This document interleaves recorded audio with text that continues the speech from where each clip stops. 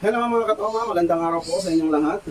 Magagawa po tayo ng sino po bang mga nakaranas dyan nung panahon po namin na kami po ay talagang mahirap. Yan, ito po kamote. Ito po kamote, babalatan, tapos chachap-chapin ng tamang laki lang, tapos bigas, halimbawa kalating kilong bigas, itong kamote na to, ihalo mo yan, isasahin mo siya na magkasama sila. Ngayon, pag naluto yun, masarap siya kayo mga katoma kasi kahit hindi ka na mag-ulam, kasi manamis-namis yung ano mo nun, yung parang pinakaulam nila yung kamote.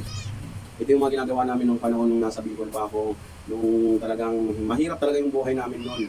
Kaya papakita ko po sa inyo yung kinakain namin noon, sinaing na may kamote. Ayan. Tapos ang ulam namin noon, asin, talo na yon.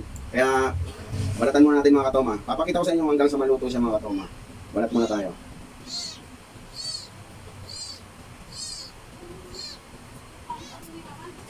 Napakahirap talaga ng buhay noon. Ang tawag sa amin noon sa Bicol ay sapwa. Yan. Kamoting sinapwa sa sinaing. Sarap mga katoma, masarap.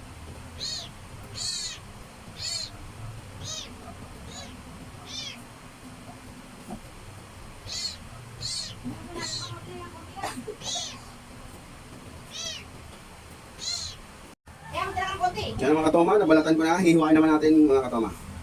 Kami mga katoma, kaya ito ginawa namin noon kasi nga, di ba nga, mahirap ang buhay noon. Marami kami kapatid, siyang kami magkakapatid. Ang isang kilo, mahal yun sa amin kasi halos wala kaming pambili noon. Kaya ang kalating kilong bigas, yun, tsaka kamote, dinadami na ang kamote kasi noon yung kamote, medyo mura, kaya yun. Para dumami yung sinaing. Yan, iiwain mo lang sila parang ganyan. Yan.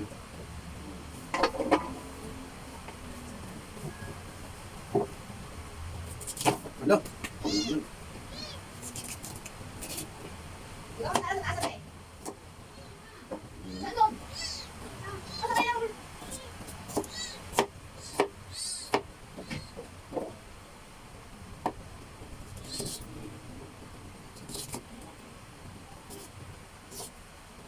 Kaya napakaswerte ng mga henerasyon na sumunod sa amin, henerasyon ngayon.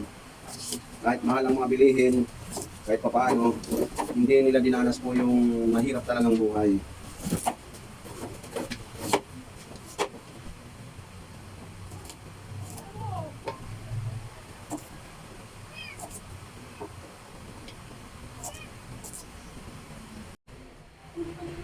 Okay mga katoma, ito na yung iniwan nating kamote, hugasan muna natin.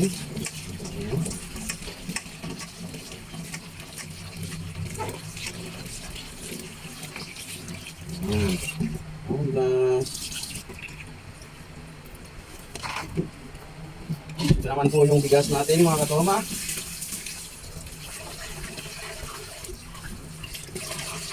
Hugasan muna natin ang bigas.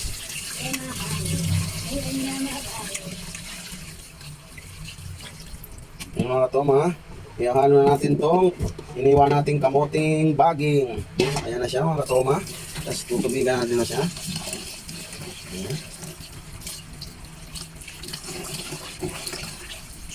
Hindi po siya ibabaw lang, kailangan nakamix talaga siya. Kaya hugasan pa natin ang bagya.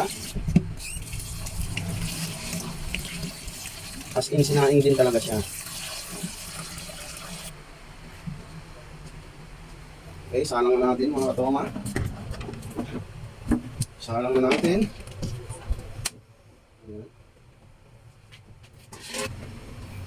Ayan. Hintayin natin siya hanggang sa kumulong mga katoma. Ayan mga katoma, kumukulo na siya. Ayan, yan ang itsura niya mga katoma. Oh. Ayan. Tapos patutuyuin natin siya mga katoma. Parang nagsaing ka lang talaga. Ayan, in natin mga katoma. Eto na mga katoma, ayan na siya, luto na siya mga katoma. Tignan yung itsura niya mga katoma. O, ayan. Kuha tayo.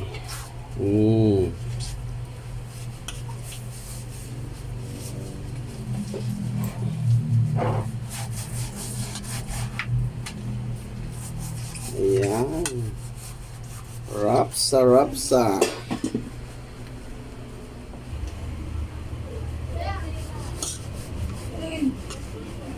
Ayan mga katoma. Ito na po yung finished product ng tinatawag namin noon na sapwa. Ayan, kanin na may kamote. Kahit kawalang ulam mga katoma, masarap kasi na. Yung kamote, manamis-namis.